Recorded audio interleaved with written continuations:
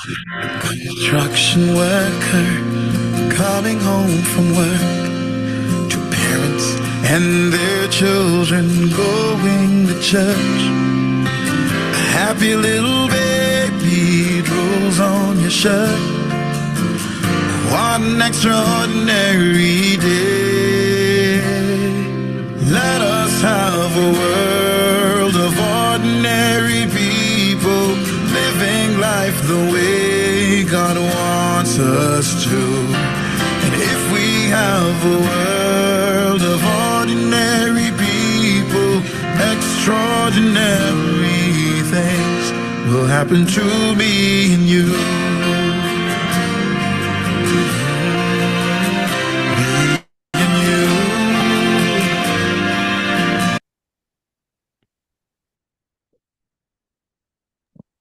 Good afternoon, everybody, and welcome again. It's so good to have all of you right here. I mean, in the morning, we had a wonderful session, and this is our afternoon session. And I promise you, it's going to be as impactful and insightful and educative, as well as informative as it was in the beginning or in the morning. In the morning, we had Imo Udor talk about emotional intelligence and mastering emotional intelligence with lasting influence. And today we have another facilitator that is going to be training us and also taking the educational part on expanding educational opportunities for people with disabilities.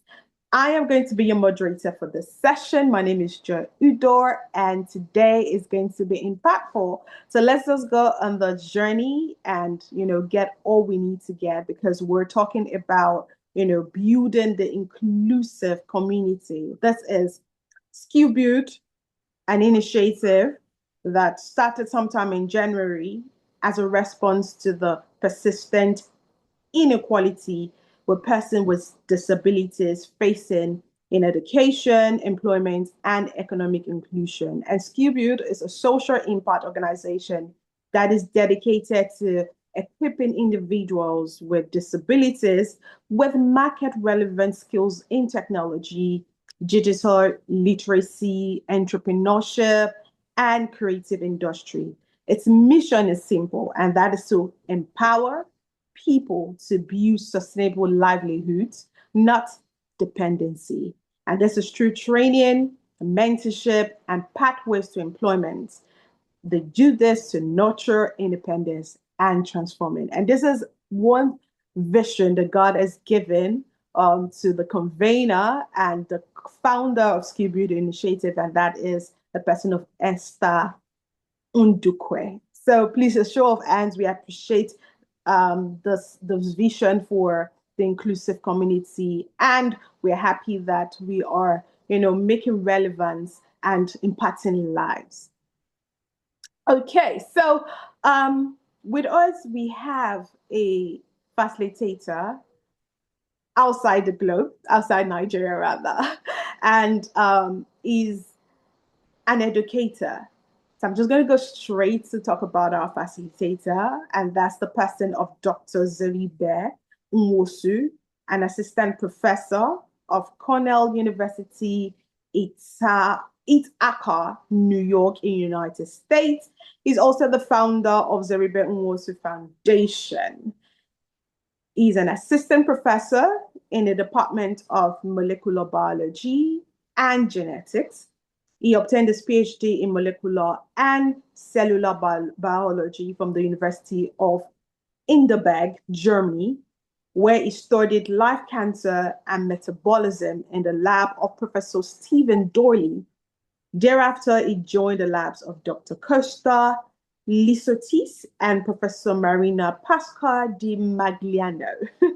I'm hoping I'm pronouncing that name correctly, at the University of Michigan, where he did postdoctoral research focusing on pancreatic cancer metabolism, the role of tumor microenvironment, and therapeutic prospects of targeting metabolism. He joined the faculty at Cornell in 2023. Is a member of the graduate field of biochemistry, molecular and cell biology, genetics, genomics and development, and biomedical and biological science. It has made significant contributions to the field of cancer metabolism, particularly in the understanding of tumor cells, how they adapt and survive within the complex microenvironments. He's going to be talking to us about expanding educational opportunities for people with disabilities. Please, with a show of hands and appreciation in the chat box and with your reaction, please let's welcome Dr. Zeribe Nwosu. Welcome, sir. Thank you very much. Thank you very much, Joy, for that very, very exciting introduction. Let me proceed with sharing my screen. And again, as I mentioned earlier on, please pardon that I will turn off my video while I give the presentation, and I will open it again afterwards just to make sure that we focus on the slide itself. Okay, so I want to assume that you can see my full screen now. Hold on one second. Yes. What can you see? Can you see a full screen or are Yes. you seeing two screens? Two screens. Full screen talk. Yeah. You're seeing two screens? No, just one full screen. One full screen. Okay, great. Right. So thank you very much again for the introduction. Give me a second. Let me do some very basic checks here to make sure that everything is okay. Yes. Thank you very much for the kind introduction. And I also want to thank Esther Ndukwe for inviting me to speak on this platform. Indeed, actually, this is a very, very interesting initiative. When I heard about it, I was very excited, primarily because I realized immediately that we probably should be doing far more in the area of promoting and supporting people with disabilities. In other words, I'm trying to admit that it seems to me that there is not a lot that is being done in that space. So to see a foundation or to see an initiative that is geared specifically to address and help to bridge the gaps in inequalities and bring everybody back to the same level with respect to opportunities, career prospects, education, I think is a very, very worthy cause and something that is really worth supporting. So that is one of the reasons why I am here today. And of course, the second reason is because I am into education. So you talk about discussing opportunities, expanding education opportunities for people with disabilities. That is definitely something that is of absolute interest to me. And I also have a foundation that is focused on education and scholarship, and mentorship, and things along the lines of helping people to have access to educational opportunities. So this was definitely a talk that I would like to take, and I did not hesitate to accept to do so. So today's presentation, I would try to keep it rather brief, but I have used slides because we in the academic sector tend to use slides to guide ourselves, just to make sure we stay on focus and stay on point, stay focused and on point, and just to make sure that we convey our message with significant clarity. So before I proceed with the aspect on expanding opportunities, I think it's worthwhile for us to really see what disabilities actually mean, because I think a lot of people, probably even in Nigeria, to be more specific, do not necessarily understand the complexity of what disabilities represent. I mean, people may be used to seeing that somebody that is blind, or may have the perception of somebody that is blind, or somebody who has mobility issues, may just be the only two categories that you could define as disabled, having disabilities. But that is not disabled, having disabilities. But in principle, it is a lot more than that. That is why I had to refer to the United Nations Convention on the Rights of Persons with Disabilities to kind of get a perspective on what disabilities actually represent. And if I want to be honest, I thought that this is also good for me because I didn't think I had a full breadth of understanding of what disabilities are. And this is what the United Nations Convention on the Rights for Persons with Disabilities said. It defines uh, persons with disabilities. Then keep in mind that this is not persons that are disabled. So the description and the use, because sometimes people tend to use those two interchangeably, but they're not the same thing, right? Uh, people who have disabilities are not disabled. They are capable of doing things. They're capable of pursuing their career, and that is a narrative that needs to be strengthened out in a way. So persons with disabilities include those who have long-term physical, mental, intellectual, or sensory impairments. And keep in mind also that there can be a combination of these, which in interaction with various barriers, barriers could include, among other things, even language, speech, may hinder their full and effective participation in society on equal basis with others. So if you look at this definition, you will see a handful of factors to take into consideration when we consider someone to have disabilities. That includes that they may have something that is out of their control, something that is long term. For example, if somebody is blind, that is something that is out of their control, something that is, probably not going to change over the course of their life, right? Depending on what the cause is, which then limits their ability to, by themselves, have equal access to other opportunities without the need of without the support of others. That is why we as individuals have to be mindful of these disabilities and think of how we can support them to ensure that in the end, everybody we have equal access to opportunities that exist. Now, I also put a link in case someone wants to go to that page, because I think that is a very interesting resource that can enlighten a lot of individuals on what disabilities actually means. Now, as I mentioned earlier on, I saw this image and I thought it's a very interesting one that kind of highlights, the breadth of disabilities that a person could have.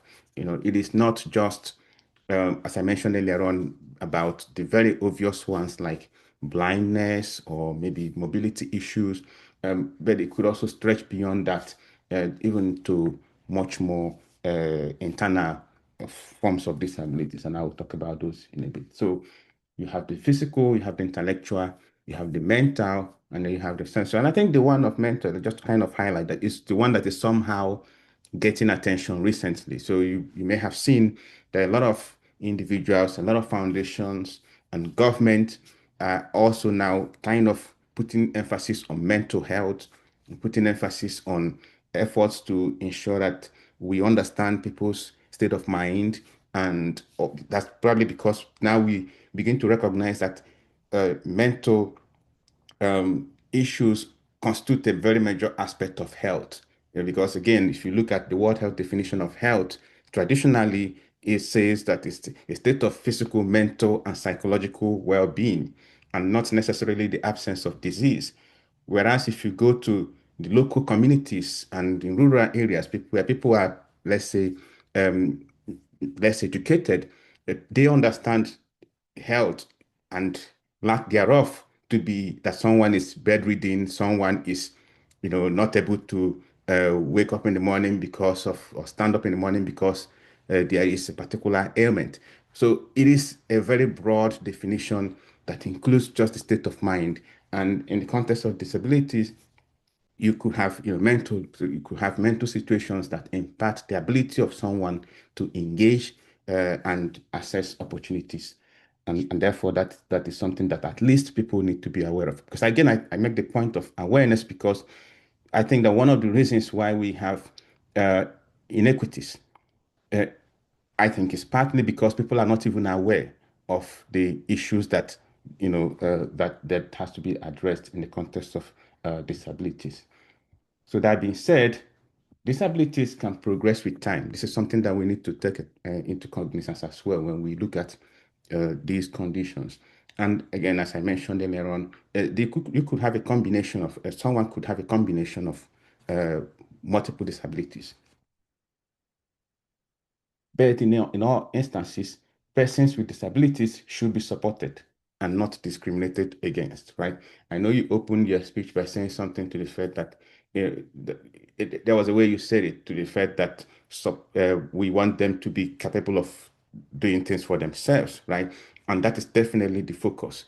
But at the same time, we also need to be aware that there are some disabilities where someone cannot by themselves do something and then needs help, right? Because if those two narratives are promoted side by side, then it makes, in my opinion, it makes for an effective support system for individuals who have disabilities.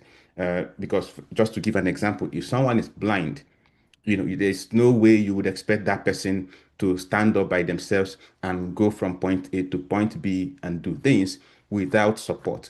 And that support could be either someone guiding them, or there are also some aids that they can use to navigate paths, right? And that aid is a form of support. Somebody has to provide that. So there is a need for those who are around individuals who may have disabilities to be aware and to know what they can do to support those individuals. And again, as I mentioned earlier on, I want to reiterate this, that disabilities does not equate to and should not justify discrimination. And therefore, individuals who have disabilities must be supported. And I also wanted to point our attention to, and this again is something that I personally didn't even know existed, but there's an International Day for Persons with Disabilities. I may have heard about it, but I didn't pay attention to it before now. I looked at the page and to see what some of the initiatives that they're pursuing, and I thought it was quite impressive to see the effort that they're making in emphasizing the need for inclusion, emphasizing the need for support, collaboration, and expanding opportunities of all kinds, of course, including education for individuals who have disabilities. Now, I wanted to also highlight some facts on persons with disabilities that I think is worthwhile for us to be aware of, because we also always like to look at statistics, which is something that kind of guides us in decision making sometimes. So if you look at disabilities, the population of people who have disabilities globally, according to the World Health Organization, there's about 1.3 billion people. That means that 1 in 6 people, by their estimation, have some form of disabilities. And I think this is noteworthy because if the society understands the magnitude of this particular issue, then I think it's going to it could drive and it should drive a significant effort towards accommodation. Very important, so that the individuals who have disabilities will ultimately feel a sense of belonging and recognize their place and be able to contribute in the global enterprise. Now, these individuals who have disabilities also tend to run a risk of developing certain conditions. This is information on the World Health Organization website that I sort of paraphrase in some aspects. Conditions like depression, asthma, diabetes, stroke, obesity, etc. And I think that of depression is easy to immediately understand. If someone recognizes that for some they can do something, but because of their disability they cannot. There is a sense that they will not be happy with this situation. And that kind of really highlights the need for support, the reason why individuals surrounding those who have disabilities um, should really have that intelligence to think of ways to support, to encourage, and to be aware that they may be going through a lot more than the actual disability that you are staring at. Now, they also face all sorts of health inequities. due to factors beyond just the health type factor conditions that I mentioned earlier on, things like discrimination, which I believe is one of the things that your initiative is against or is geared towards dissuading, like discrimination against people who have disabilities must be discouraged at all times. So the society also tends to stigmatize in against individuals who have disabilities. And this again is something that comes from a position of lack of awareness and is something that also should be discouraged. They tend to have other issues like, as lack of as or limited access to fund and resources. This also, again, is understandable. And in all of our discussions about education and expanding opportunities, and I'm going to emphasize that later on, we need to understand that money is important in anything you want to accomplish. And therefore, there has to be a system to provide resources for individuals who have disabilities. They tend to, based on information again on the World Health Organization website, tend to be excluded or at least have less access to education and opportunity and employment opportunities, right? And I think that that's again something that needs to be we have to be intentional about providing educational opportunities, providing scholarships, and I also will emphasize on that a bit as we proceed down the presentation. Now, I gave some information globally. I will need to look a little bit within Nigeria because, again, I believe I'm addressing a Nigerian audience. And of course, anyone from any part of the world can benefit from this presentation as well. So the National Council for Persons with Disabilities estimates about 35 million individuals uh, Nigerian population have some sort of disabilities. That's about 15%. Now you think about it, Nigeria is a country of about now, I don't know, anywhere from 200 plus to 200 to 250 million people. And 35 million is already the population of several, more than the population of several countries in Europe, for example, and even in Africa. So this is a significant number of individuals who we need to be aware of. When I say we, I mean as a society, as individuals, as a society, societies and government, and there has to be very intentional effort to ensure that this population feel included because again they have potentials that they can bring to help build a society. Now, I think in the context of Nigeria, I think it's worthwhile to highlight this, that we have difficulties with data collection. And I think that that is something that needs to be taken into account. We, even in the health sector, in the educational sector, emphasize the need for appropriate data collection. And I think if I have a platform like this to speak about that, I definitely want to do so. So there is a need for us to have proper documentation, and that is very critical in guiding policy making and also measuring impact. Now, a lot of the challenges that I mentioned with respect to global uh, data or information on disabilities from the World Health Organization also apply to people in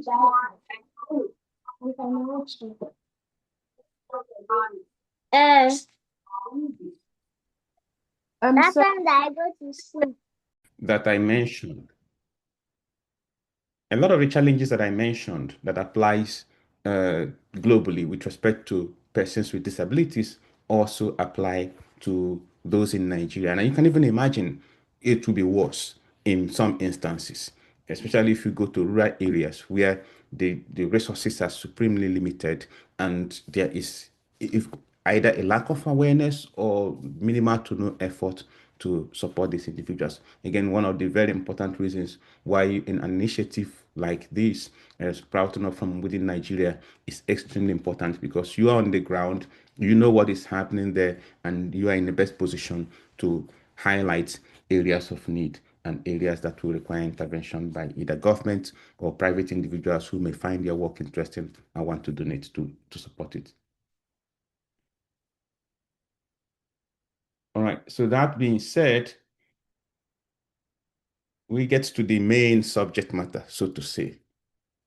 how do we expand opportunities, education opportunities for people with disabilities?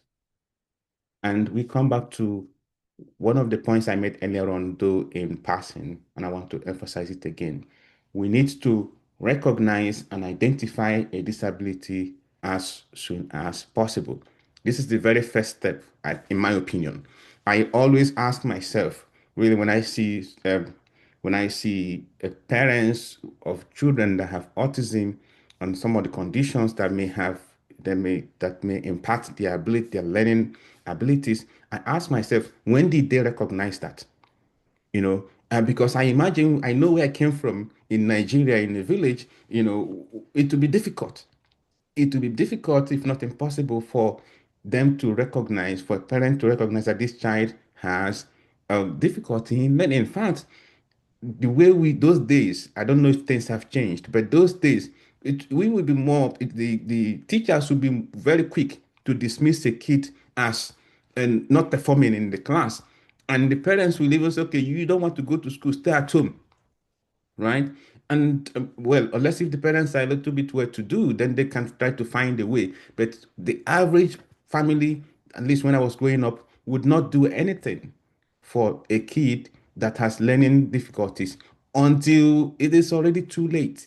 So I think that the primary step that has to be taken if we want to really get education right, well, generally for everybody, not even just for persons with disabilities, for everybody, but in this case, for persons with disabilities, is to first of all have a mechanism, have a system to identify as early as is possible that a kid has some problems with learning, for example, problems with speech. I have had stories of individuals who were mocked in their classes, where teachers really did not treat them well because they could not speak well.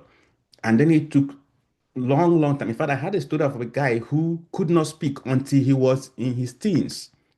And then he went on to become really an established person much later, very successful. So, whereas in our system, unfortunately, such an individual would have been dismissed from school, would have been ridiculed and would have been given less chances of making it in life. And so that's again one of the things that we really have to speak passionately about. We want to make sure that this system does not persist to discriminate against individuals and to really have an approach as a people to try to extract the best out of every individual, regardless of what their conditions may be. It is this recognition aspect is so important. That's why I made it bold. It's so important that we can speak about it the whole day, and I will have something to say because I've running the foundation. I have had a lot of stories. I've encountered a lot of individuals who really have talents, but were not necessarily supported by those around them because perhaps they did not understand the disabilities or they did not know how to help them. Government must enact policies to protect persons with disabilities. Actually, I was very happy to see that the United Nations has a really significantly dedicated effort on helping and addressing the issue of persons with disabilities. And the same is true for the European Union and, of course, the World Health Organization. And I think this should be trickled down at even national levels. I've seen the effort by National Council on Persons with Disabilities in Nigeria. I think that is very commendable, and these kind of initiatives should be expanded. And of course, with that, policies that forbid discrimination against persons with disabilities, that have very strict punishment for individuals who not give access to persons just because of their disabilities. We need to provide amenities. We can recognize, right? And government can enact policies. But if the amenities are not there, it's not going to go far. So, and um, unfortunately, to put it that way, uh, these initiatives should come from the government because they require a lot of capital, right? Of course, private individuals should step in, but because we can't leave everything up to the government. But government has to take the lead. Government has to show that it is committed to helping and ensuring inclusion for every citizen. So provision of amenities, institutes that are dedicated to helping individuals with specific needs, because um, as I mentioned earlier on, disabilities are so broad-based, right? And these kind of institutes at least show intention and are important. We need to create and provide scholarships, right? One is creating a scholarship. The other one is to provide it, right? And there are, again, things in between that which we may not go into right now. Making reasonable accommodations to enhance learning and access to materials. It is when I came to the Western world that I saw the level of effort that universities, institutions make, including having offices that are dedicated to assisting students with disabilities, that I was really, really impressed. And then I recognized how much we need to be doing as a people in Nigeria. In fact, we have, for example, just to give an example, when I was being moved to my new lab now, so when I came to Cornell, I was in a temporary space while my permanent space was being renovated. And when the renovation process was going on, the engineers discussed every detail of the renovation with me. You know, where they will put the sink, where they will put cell culture space, where they will put the height of the bench. And I realized that one of the things that was being considered in all of those engineering discussions were accessibility. In fact, the system is designed to consider that even if in the lab there is no one at the moment who has a disability, it might happen in the future. And therefore, constructions, especially things that are permanent, things that cannot just be changed. For example, the height of the sink cannot just be changed overnight. They initially, not to say, well, let's wait until that time comes, then we begin to make adjustments. So from the beginning, an adjustment is made to ensure that if someone is to come into the lab and the person uses wheelchair, for example, the person can easily access the sink and can easily do their work in a way that an ordinary person can as well uh, get on with their job. That's one example. The other example is you have ramp access. You know, you have steps, you have ramp. Because someone who is working with a wheelchair, using a wheelchair, an electronic wheelchair, probably cannot easily climb a step, right? But if there's a ramp, they can easily use the ramp to access the building. So, and again, these are permanent adjustments that are made just to make sure that we don't get to start changing things later on. So this is a system that is intentional. And that is something that has to happen again if we want to access make educational opportunities accessible to everybody. Of what use is it to build a beautiful big library and then you don't have elevator, you don't have um, you don't have ramp, and then you have people who students who have disability. How are they going to access that library? So you see, there are tiny, tiny things like this that may not necessarily be that someone is directly blocking another person, but you have indirectly established a barrier. And remember that our definition includes barriers, right? And we want to make sure that those barriers are eliminated to the extent possible. Now, empower those supporting persons with disabilities. I mentioned earlier on that someone who is blind definitely needs help from someone else around, right? Now, that person who is supporting the person with disabilities uh, also deserve to be supported because it is someone who is supported that can offer support, right? Oftentimes you can't give what you don't have. And that is why it is very important that we look at the persons with disabilities and access to opportunities for those individuals in a more holistic way that encompasses those who are supporting them in a way that overall everybody is going to benefit and to the best of everybody's abilities. Train teachers, right? We need to train teachers on different aspects.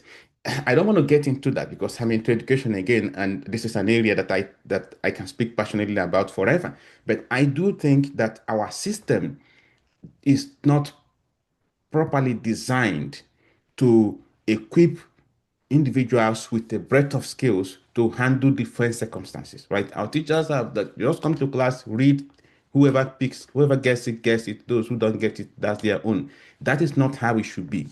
We need to have an inclusive learning approach, an inclusive teaching approach that ensures that everybody is participating and able to get something out of the session. In fact, there's one thing that I saw here at Cornell. This I saw at Cornell when I started to teach, and I thought it's very, very important and very impressive. And it's not, I don't think it happens in Nigeria. In Nigeria, if you go to write exam, we have, let's say, just to give an example, GST 101, use of English. You go into the class, exam is 2 hours. Everybody's coming out in 2 hours. Here, there is a provision for individuals who have disability to be given extra time, up to 2 times the number of hours that are given to those who don't have such disabilities. And in fact, at the discretion of the professor, it can go longer, right? So if a student is in my class and has a disability, I have the discretion to say, okay, for this particular exam, when people finish by 12 o'clock, you can stay up to 3 o'clock if you need to.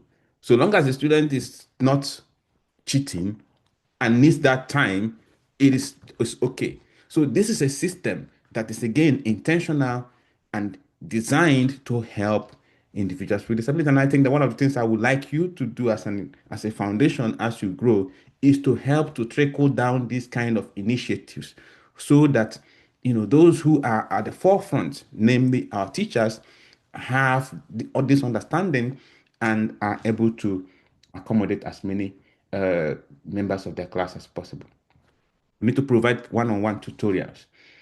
We need to integrate assisted technologies. This could be, for example, um, you know, subtitle. I mentioned earlier on that I had to make this a bit of test because I recognize that there may be individuals who may have hearing difficulties, but they can read, so they can get something out of the presentation. Now, support and donate to foundations that are focused on persons with disabilities. Anybody can help in any little way, right? And this is a mindset that we have to have as a people, the mindset to give, implement awareness campaigns. A lot of the problems, if you ask me, that we have in this regard at the country level comes down to lack of awareness, really a lot of it. And that is the reason why an initiative like yours should really prioritize something like awareness campaign as well. Now, I just wanted to highlight a handful of scholarships that I found that are somehow targeted at people or persons with disabilities, and I thought that are really, really important and worthwhile to highlight. The National Commission for Persons with Disabilities does have education assistance program, Chevening Scholarship. It seems to have also a dedicated initiative for persons with disabilities. MasterCard Foundation also the same.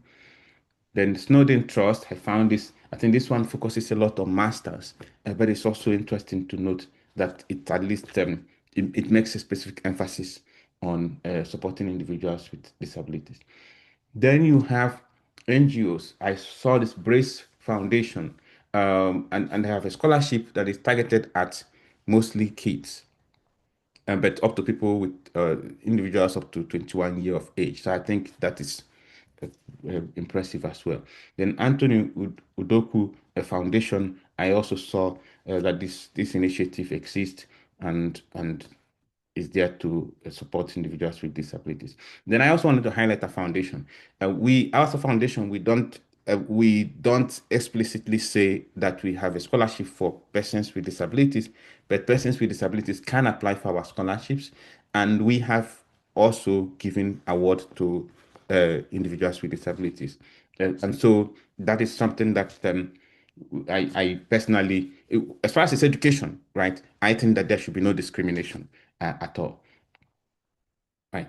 Now, how to assess these opportunities? That's another thing we need to highlight. We've talked about provide expanding opportunities, giving example with the scholarships. We need to provide also guidance on how to assess these opportunities. And the same is true even for individuals who don't have disabilities. critical is that we have to, where that is applicable, we have to assist them in searching for and exploring information. This is very critical, right? That assistance is broad-based. It includes providing them the device to do that, the search with in the first place, right? Recognize that they have mobility issues and therefore may not easily go to public spaces where they can access these resources. Therefore, this has to be brought to them, etc. We need to assist in preparing application materials, and that includes a statement of purpose, personal statement. Maybe I just kind of talk about them as I drop these points. The statement of purpose emphasizes what you want to do, right? And what you think is going to help you to accomplish. Whereas the personal statement is a statement that you can use to explain your circumstances, etc. I will also point that in a bit. Then help to prepare CV and, of course, assemble transcripts. I think about the Nigerian educational terrain. Sometimes I ask myself, even individuals who don't have, let's say, mobility issues, find it very hard to access certain information. You go to ask for your transcript, it's almost impossible. You will have to go through very, very, very rigorous hoops, and you may end up really getting frustrated. Then you imagine someone who um, is not able to go to do these things by themselves without the help of someone else, right? Because the person who is pursuing it for themselves, who is getting frustrated already, right? Let alone when you now have to help someone else to do it. So you think about that, you see that the system has to be very intentional in ways to uh, broaden access to opportunities for individuals with disabilities. Then I just wanted to highlight the personal statement should be used to explain personal circumstances and needs. Someone you have hearing difficulties, you have learning difficulties, you have mobility issues. That should be used. That should be explained in a personal statement. And in that context, it's always important to emphasize how you have managed to get to this stage despite having these problems. Because, if somebody wants to hire you, they want to know, how you are going to, or if they want to give you an admission to study a program, study a course, they want to know how you have been able to get yourself to this point. And then they look at that and say, okay, we know that this person will be able to make further progress either directly or maybe with additional support. Then they know exactly what kind of support they should provide. So it is worthwhile to be very open about your situation. Then if you have interviews, you're invited, use the opportunity to explain yourself. Very, very important. Because again, let us say we have a hypothetical situation where somebody is trying to hire you and you have visual issues, but let's say for some reason you couldn't turn on your camera during the interview phase and you didn't explain that, right? And they have all these lofty expectations of what you should come and do. And then you get to this place and they realize that you're actually not able to do these things without support. So it's problematic. My take is that if you explain your disabilities or situation, and the person doesn't give you a job, they probably doesn't want to give you a job, or they don't have a support system for you in the first place, right? And in that case, you also have to consider whether if you had gone to that place, whether it would have been the best decision, right? Because in the end, you want to be happy wherever you are working, wherever you are studying. But my take is if they invited you for an interview, then they have already, and if you've explained yourself in the personal statement, then they're already aware of those conditions. They have programmed their mind with all the support that they can provide for you. And then it's just for you to kind of explain yourself further if need be. Again, as I mentioned, there are very intentional efforts in most of these Western universities to assist individuals with disabilities, and therefore you should not be really constrained by that circumstance alone. Then ask questions, as I mentioned earlier on also, of what sort of support uh, you could receive in this position, whether that be a job, whether that be a program, master's, PhD. Ask questions, and you'll be surprised how much is already available and that you can tap into. Then apply. apply for opportunities. If you see an opportunity that you are eligible for, they establish the eligibility criteria, you go through that and you fit in all of the criteria, apply. And when you apply, believe 100% that you have a chance and that you deserve a chance, and make your case, and hopefully you'll be successful. Now, why should we, just that this is going to be like my last slide, why should we expand education opportunities for persons with disabilities? It is the right of persons with disabilities to be educated. It is a right. It is not a favor. It is something that they deserve. It is what they are entitled to. They should have it. In fact, I really again was very excited to see the Article 24 of the United Nations Convention on the Rights of Persons with Disabilities. It highlights the need for inclusive education at all levels. That means from nursery school to PhD level, and definitely beyond, right? And then what state parties means, for example, countries, right, should do. This includes ensuring that disability is not a basis for exclusion from education. You don't exclude someone from education because they have disabilities. You make reasonable accommodation. As I mentioned earlier on, an example is, things like providing ramp to access the building, providing individualized support, understanding that each individual may have unique circumstance, and therefore may require a more tailored support. Supporting persons with disability to learn life and social development skills to facilitate their full and equal participation in education and as members of the community. So we need to create a system that ensures that every person, including those who have disabilities, can learn life and social development skills that enables them, that empowers them to feel like equal stakeholders in education in the communities. And I think I will stop it at that point. This has been a very interesting session. And I hope that the audience and those who will subsequently hear or listen to this session will be inspired in some way to try to support individuals with disabilities so that everybody will overall feel included, everybody can operate to the best of their abilities and can contribute to community and nation building. Thank you very much. Oh my goodness. Thank you very much, Dr. Zeribe. Please, I'm sure I'm not the only person saying that this has been a very educative session. Please, in a show of hands and a reaction, please put your hands together for Dr. Zeribe Nwosu for that educative session. It's thank you very much. Thank you, thank you, thank you. Thank you very much.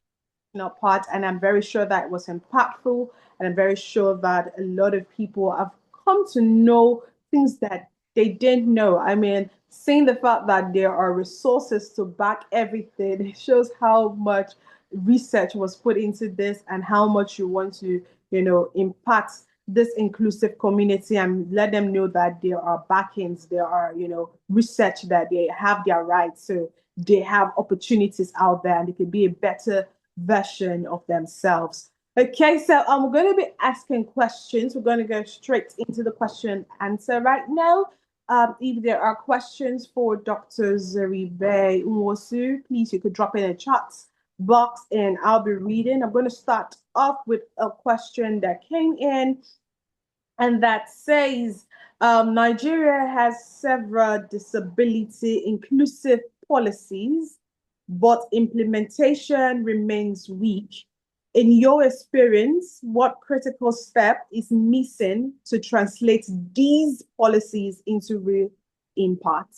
I don't know if you got that question, if I should repeat it again. I got the question, absolutely. I got the question, yes. So, in fact, once you just mentioned the implementation, I literally in my head I took out the points before and the points after because the implementation itself, right, is one word that has bugged the the country in multiple facets, right? And without going into details, you know what I'm saying, like whether it is education, whether it is security, whether it is anything, right?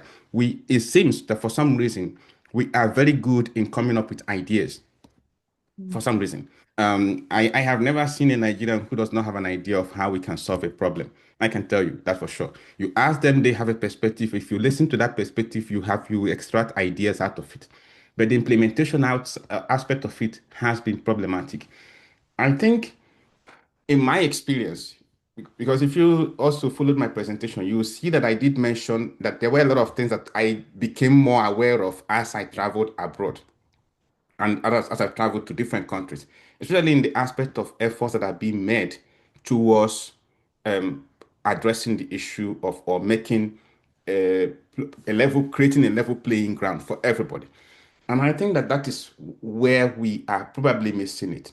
We need to have implementation will require individuals who understand the complexity of the problem and who can really not just understand it, think of how to address it, right? Proactively. So we need proactive steps, not to wait. I'm not sure if you want to say something, but we need proactive steps. Okay, we need proactive steps towards solving problems. And my take is that the problem with not implementing is that people are those who are in the position to implement are not proactive, right? And probably also not understanding the complexity of the problem, right? I do not think that I think it's only recently that the aspect of mental health, for example, is beginning to get some attention. And I think 10 years ago, nobody thought about that as anything in Nigeria, at least to the extent that I knew at the time, right? So that awareness is just gradually building. Whereas in some other parts of the world, there are very, very specific initiatives designed to support individuals with various degree of disabilities. So yeah, proactive measures are lacking. That can be tied to um, lack of intention. I don't think that I don't think I'm more educated than individuals in government. I say that every time. Actually, if you look at the profile of a lot of individuals in Nigerian government today, most of them or several of them studied abroad. Several of them studied in high profile universities, and including also in Nigeria. So some Nigerian universities are really, really top, right? So, and those individuals that went to those universities were taught by individuals that went abroad and studied, especially those that were sent abroad in the 60s and 70s, very seasoned professors. So it is not a problem of education. It is not a problem of that they don't know the problem. It's the problem of not being intentional towards finding solution. That is what I would say. Thank you very much for answering that question. We really appreciate your feedback on it as regards education. And speaking of education, I mean, in a country where many teachers lack training in special needs education, I have a question around that. What strategies do you recommend for building teacher capacity, especially in public schools? Right. Well, public schools, it's a difficult one because, the way public schools are run in Nigeria, especially if you go to the level of primary school and secondary school, which I think are the most formative stage. Universities, people can find their way. Really, a very smart kid can go to the poorest of university and still survive, survive, quote unquote, in terms of succeed academically. But if you get it wrong at the primary school and secondary school level, it's problematic. So I think that there has to be incentive. This is very important. There has to be incentives and support for teachers that will want to train or that want to go over and above their ordinary training. Because if you are saying that you want to train a teacher to address a special need, right? Then you are saying that teacher is either you train them ab initio with that specific skill, which might limit their options, or you allow them to train on general principles of pedagogy, right? And then lead them to more specific, specialized training. Now, that specialized training has to be incentivized. If you come out now, and I will tell you this for free. If you come out now and say that you are going to give a scholarship, and I'm not talking about abroad, just within Nigeria, you're going to give a scholarship for all teachers. A hypothetical scenario that I don't know whether it will happen. I dream of whether it's going to happen at some point in Nigeria, but you say, I will give a scholarship for all teachers in Nigeria to go and do a 6 months diploma. I'm not even talking about 1 year, just 6 months diploma on any special needs of their choice, whether that be visual, how to address students with any special need, whether that be visual or learning, etc. I can tell you for free that a significant number, if not all of the teachers will accept it, Mm. right? So, but when you put the burden on them, that they have to pay for it, right?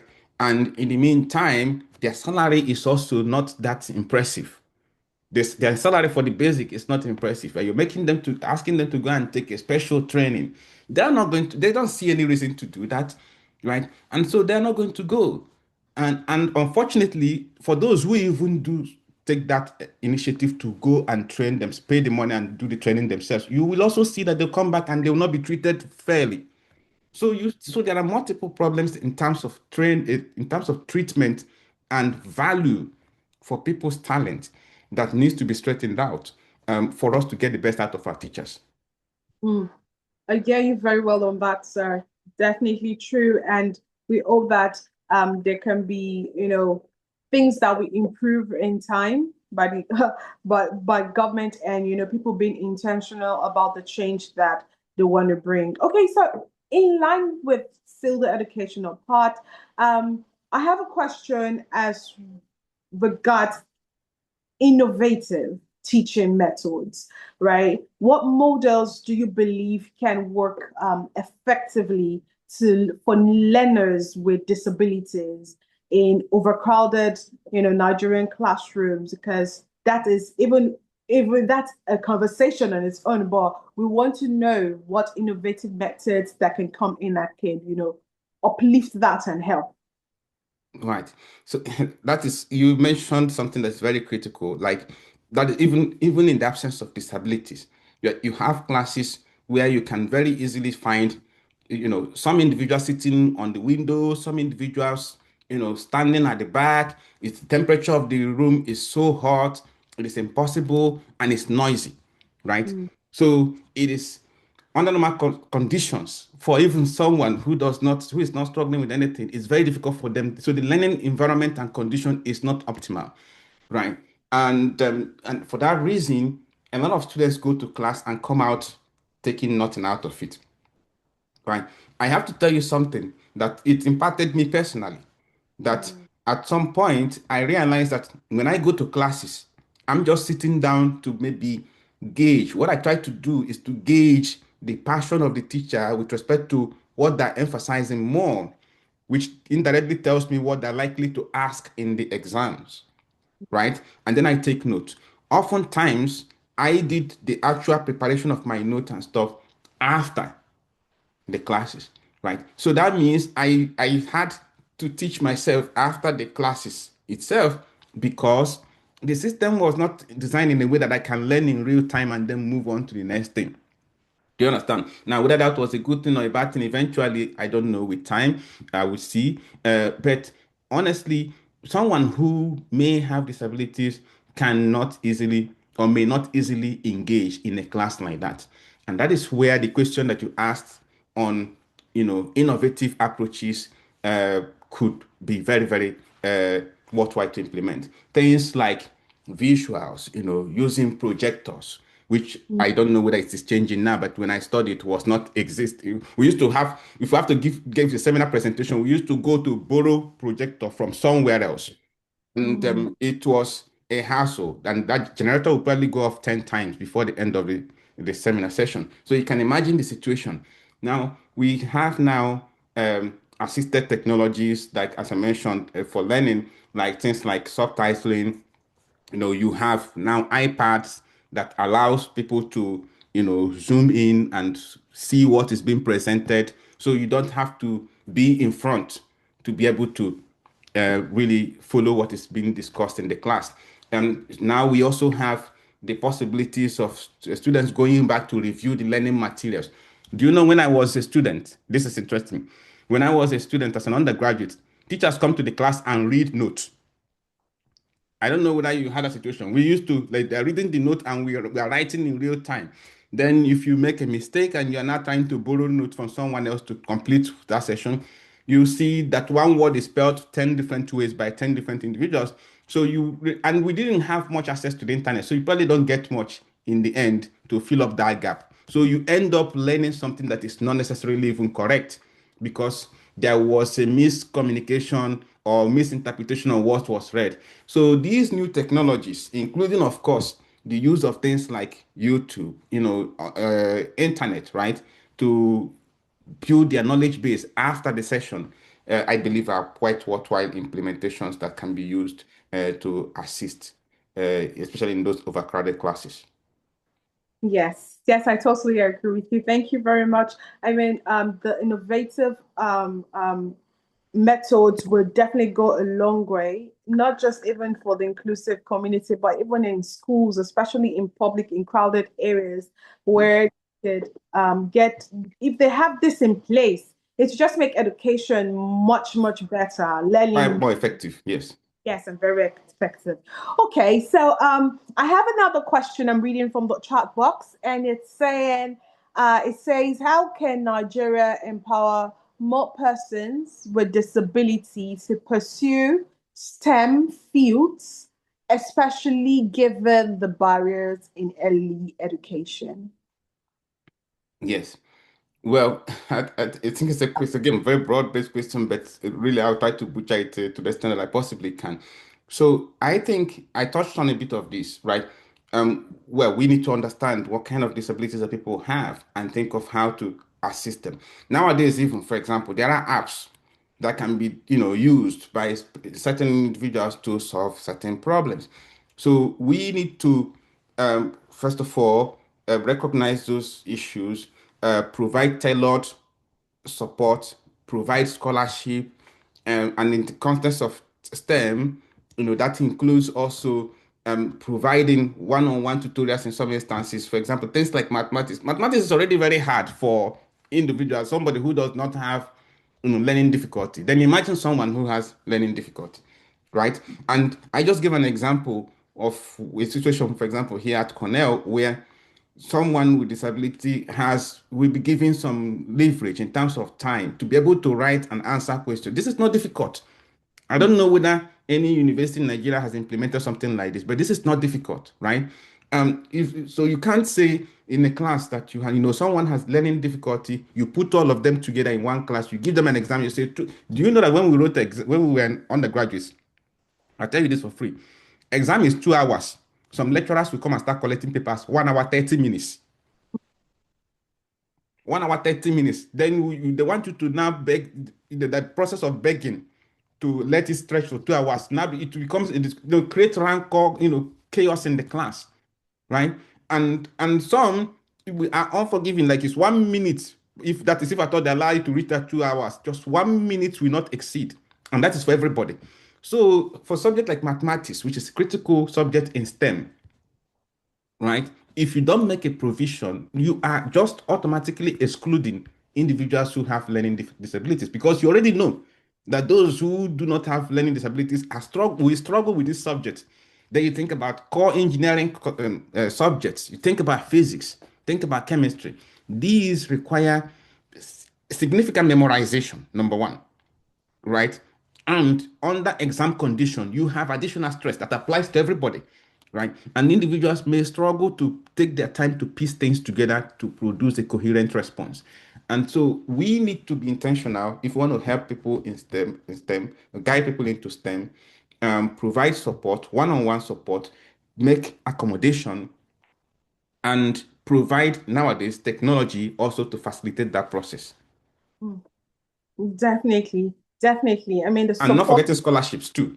Yes, scholarship, then one-on-one support so that they could, you know, help them achieve the goals that they need to achieve as regards to education. Okay, so I have another question. Well, that's also from the chat box that says, funding remains a major obstacle. What practical, low-cost interventions can be implemented without waiting for large government budgets? That's that question. Yeah. What are low-cost? Uh, I got the question. okay. You see, I'm smiling because I like that question very much.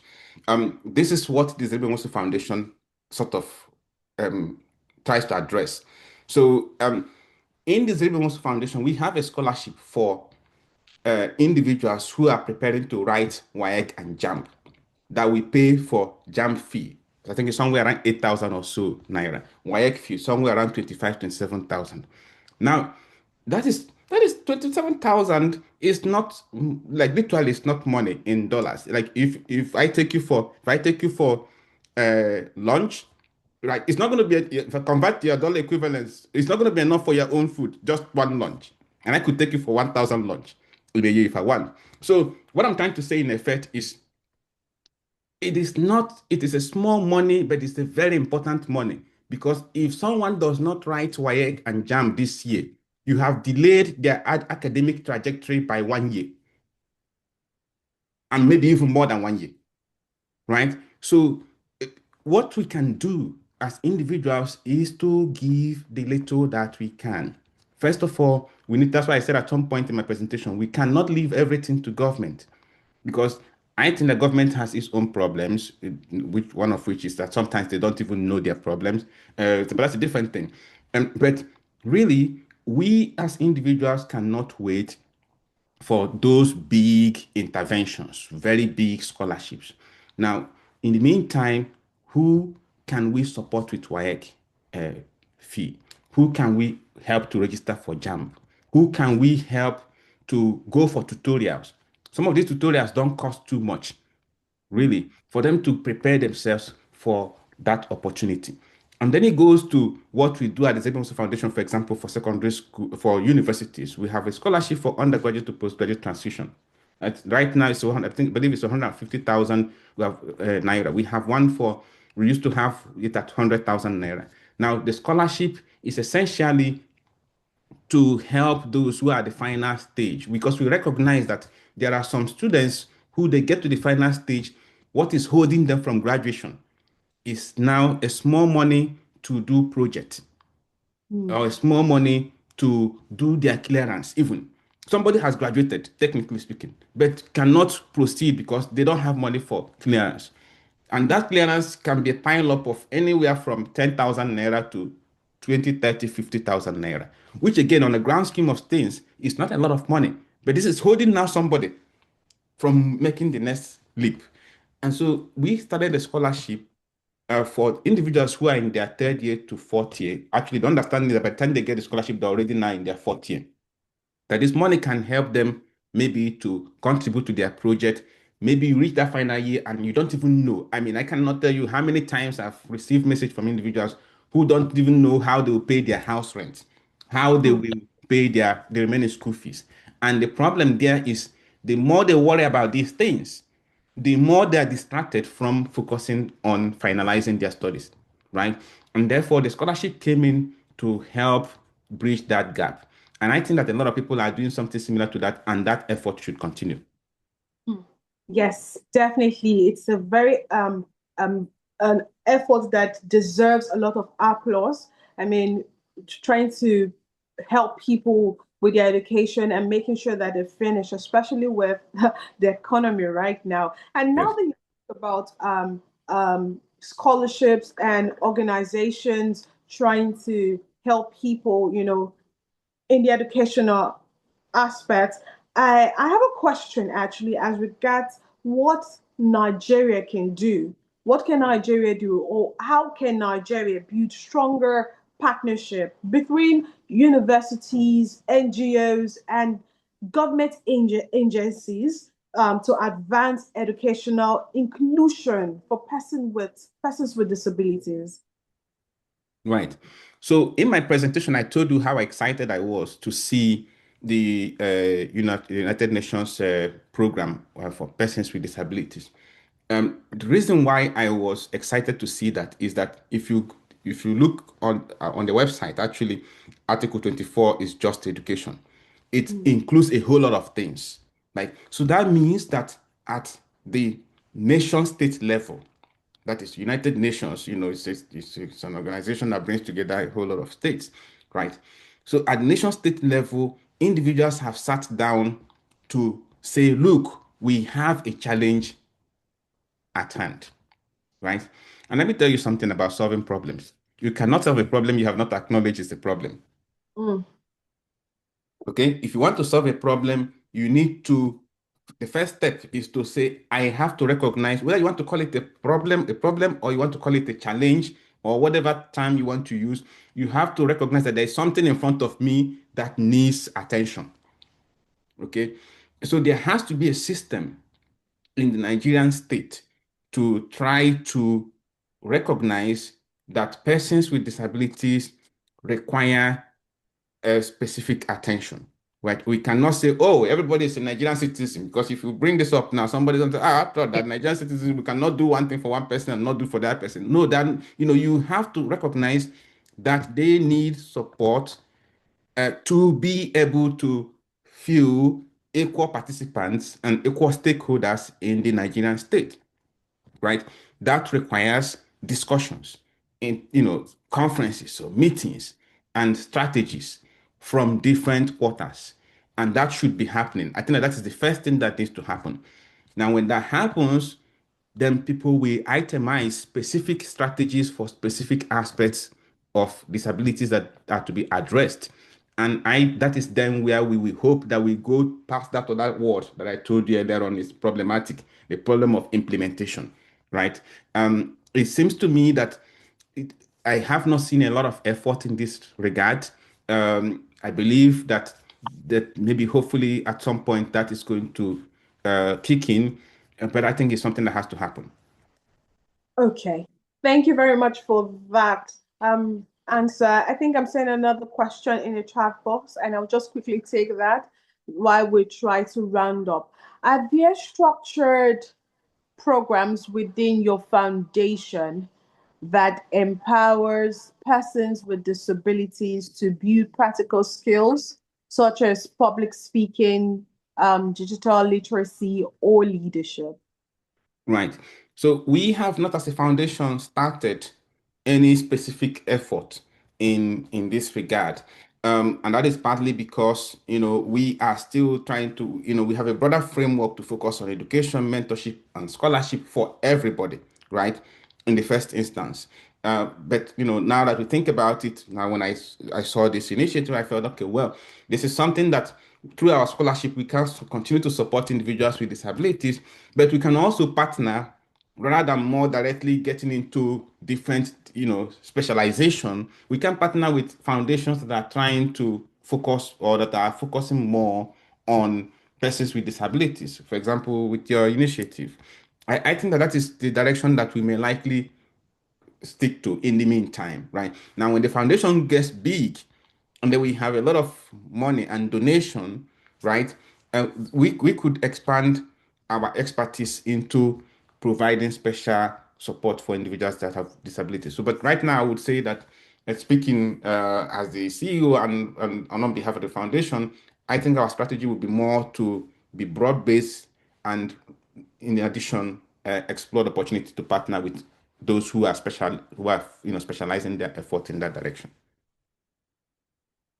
Okay, thank you. I'm very sure that Skill Build is really going to be happy with the partnership. We would definitely love a partnership with Zeribe Foundation to, drive this inclusive community and help impaired persons achieve the things they need to achieve, be a better version of themselves in the Yes. society.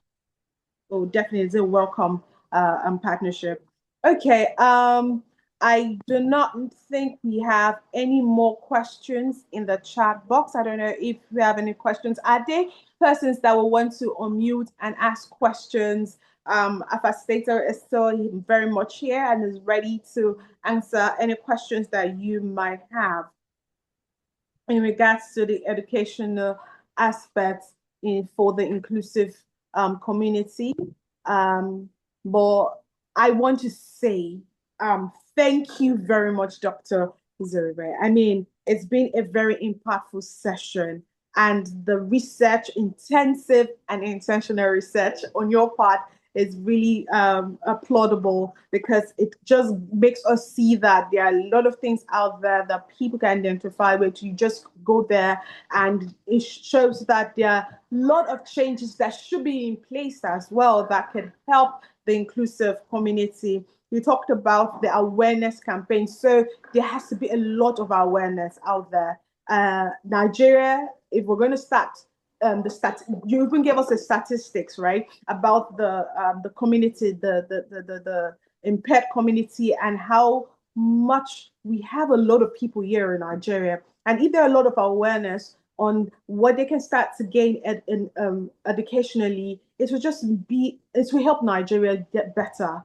I mean, people will not start battling with mental crisis because disability, like you mentioned, is not just having a physical disability now. It can also be mental, right? It can, Yes. and that is very, very important. It means that it's something you cannot do by yourself. And that's when you mention support. Support, every person needs support. Maybe if you don't have any I impairment. need support, to be honest. I can tell you for sure. If you want to support me, I can tell you multiple ways you can do so. Right, so everybody needs support, and there should be no discrimination when it comes to support. We should all be open to supporting ourselves in whatever capacity that we can, because then it makes Nigeria, and not just Nigeria, but it makes the world a better place. Thank you very, very much for that insightful session. Please, I need reactions in the chat box because I'm not the only person that'll be saying that. Oh, thank you. I'm sure there are going to be a lot of appreciation. So we need your appreciation coming up in the chat. Yes, I believe they have shown appreciation in words or reactions, and I Yeah. appreciate it too. All right. Thank you very much, Yes. everyone, for joining. This is the e-impact a skill build initiative that wants to help the inclusive community, especially the men right now. We've done the she party that focused on the women, and this is for the men now. And this is an initiative that will be impacting the lives of men, in a society that have one, disability or the other. And this is a very good initiative by Skibio. So we're going to be having another session next week, Saturday, where we have other facilitators coming up and touching topics that would make these people be a better version of themselves, be the leader in the society, let you understand that even with support and your intentionality, you can be that leader. You could be a voice. You could be the change. You are a value person and you are ready to shine. And these facilitators are ready to help you on that journey. It's been an amazing session. We had one in the morning and now we've had one also in the afternoon with the help of Dr. Zeribe. We're going to be rounding up right now. I don't know, Dr. Zeribe, if you have any other things to add, Good any afternoon. words to give to Yeah. Good afternoon. oh, okay. So I think there's a question. All right, James. Yes, Oh, ma. I'm so glad to be in this very meeting because I'm a blind person and my blindness came not too long. And what I did was kind of, pursue education. In fact, I got admission just this year. So indirectly, the our president was just talking to me directly because I face a lot of challenges in my school, from lecturers, from even my course rep, a lot. Understanding my situation has been a challenge. I'm not asking for mark, but just that enable environment. I remember a day like this when we had the unannounced test. I didn't go with my writing material. Lecturer say that's just it for me. That test has been, done and dusted. Do you understand? So how do I approach my lecturers to understand my situation, to understand me in terms of maybe exams or even sometimes I ask for soft copies, they will say no, they can't give to me, and it's a little bit difficult for me. How do I go about all these things? Yes. I'm very sorry to hear about your experience, but as I mentioned earlier on, this is something that different people have experienced, and I've had the stories like in my foundation. Um, I think that the universities must implement policies because one is to talk about government, right? But universities, I personally, I believe in university autonomy. Universities should have autonomy. They should be able to govern themselves. So universities should implement policies dedicated towards or helping individuals with disabilities. And for that reason, that a student could not that has declared a disability, because you have to declare, and for here it has to be declared, that has declared that they have a disability, did not participate or could not meet up with a test. There's a no-brainer. They have to be given an opportunity to do that. There's not even a discussion, right? And so, in fact, even we have something here. It's not just the example I gave you with 2 hours, for example, extension for an exam that's 2 hours, somebody that's Mm, 4 hours. It applies also to homework. If you mm, have an assignment that you give an assignment, is the one is already long that you're giving a 1 week extension, right? For people, mm, 1 week period for people to return their assignment. Someone who has disability is entitled to get up to 2 weeks for that same assignment, mm, right? So you cannot say, and it's not going to hurt you to give just one extra. In this case, this example that you just gave, so okay, come tomorrow and write this exam maybe sit in one mm, corner in my office and write this exam if need be. It is not going to kill that professor. The only reason why they do that is number one, it is wielding power. People feel that they are in a position to use their power and they want to wield it. And they are able to do that and get away with it because there are no university-wide mandates or policies. Because if the university says every student with disability should be given an allowance to meet, even if they miss the exam intentionally, should be given an allowance to really take that exam at a later date. Then mm, the professor that is going contrary to that is now challenging the university authority, right? And that is problematic. But if the university does not, if the university says you can go do whatever you want to do, that means the university does not even recognize that there is a problem or that there's a challenge to be addressed. Then you have this situation where professors in our universities will either now make an unnecessary demand, from, in your case now, maybe that might be that you come and pay money or something of that sort, or they might just like in your case, just told you, that's it, because they're happy for you to fail, whereas a yes, sir. university professor should not be excited for you to fail, right? And so that is a very, very sad situation, and I hope it does not continue. This whole thing, this kind of, for lack of better word, this kind of insensitivity should not continue in our educational system, right? Yes, Yeah. sir. Okay. I don't know if James, if that helps you with your question as regards how to follow up.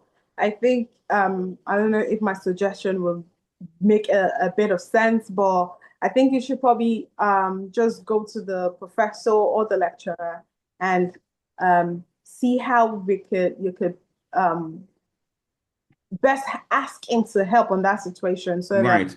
you could, write that text. Yeah. That's as Zeribe said, it's something that should not be happening at Yes. all. Let me, I What? believe I missed that aspect of what you can do. I think that the critical thing that you can do first step is to, apply diplomacy, because unfortunately, because of the way the system is structured and there is no laid down procedures, then everybody's at the mercy of the professors, right? So you need to go to this person and appeal to be given an opportunity to write this test, right? And if nothing is done about this, I would personally recommend that you go to take it to the head of department. This is a higher authority, and hopefully that person addresses it. If not, you should go to the next person, maybe the dean.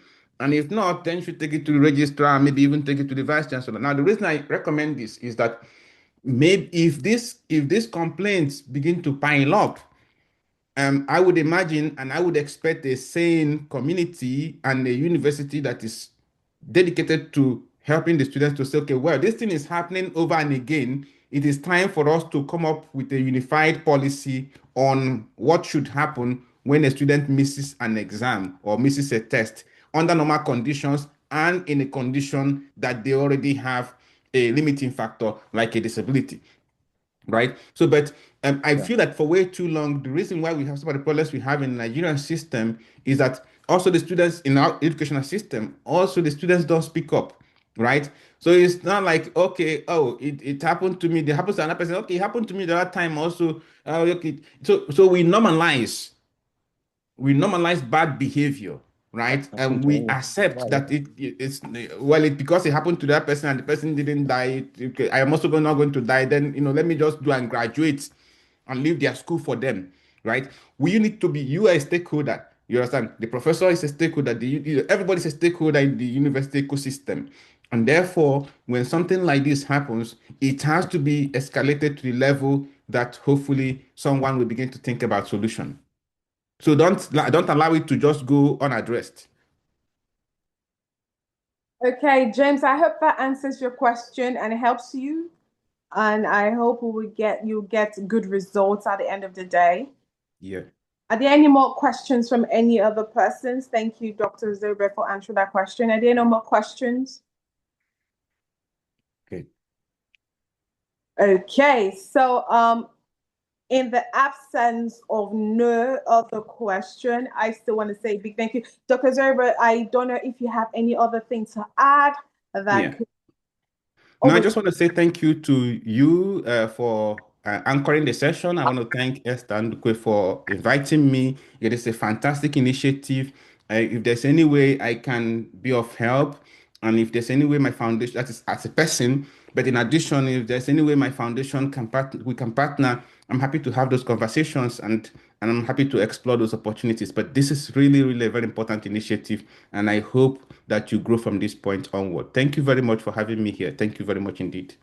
you very much, Dr. Zeribe. We really appreciate taking the time to, be with us in this session today and giving us from your wealth of knowledge. We appreciate it. We pray that more sources, and I'm very sure that Skill Build will definitely be reaching out for partnership because we will definitely want to explore the partnership with the foundation and how we could help the inclusive community.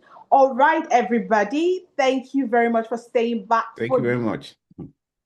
Thank you for staying back for this session. We really appreciate everyone that has been in this session from the morning session and even the afternoon session. It's been a wonderful time. My name is Joy Udo. I've been your moderator.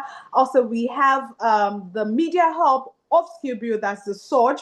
The Surge is going to be a media hub of Skill Build that we're talking about and bringing also people in the inclusive community and how they've scaled it and be a role model to those people that are trying to get their footings in the society. And I'm sure that it's going to be an impactful one for everyone that'll be joining and listening. I want to wish you a wonderful day. Enjoy the rest of your day, and I'll see you next week. Bye-bye. Little Jesus, ordinary child, the carpenter's first son. Ordinary people, extraordinary things will happen to me and you. Every little baby has the power to be great, and every tall tree grew up from some mustard seed. No ordinary children going off to war, 'cause no single leader is worth dying for. No ordinary mother will cry herself to sleep, 'cause no ordinary father will come home